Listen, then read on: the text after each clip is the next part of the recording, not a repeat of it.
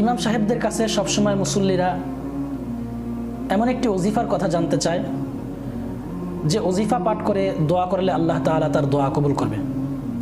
আমি এমন একটি ওজিফার কথা আপনাদেরকে বলতে পারি যেই ওজিফাটি অত্যন্ত উপকারী এবং ফলপ্রসূ।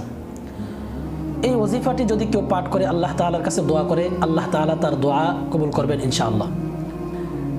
আমি অনেককেই এই ওজিফার কথা বলেছি, কিন্তু আজ পর্যন্ত কেউ বলেনি যে ওজিফা পাঠ করে দোয়া করার পরে আমার দোয়া কবুল হয়নি। আমি নিজেও এই ওজিফা পাঠ করে আল্লাহ তাআলার কাছে দোয়া করেছি, আলহামদুলিল্লাহ আল্লাহ তাআলা আমার দোয়া কবুল করেছেন।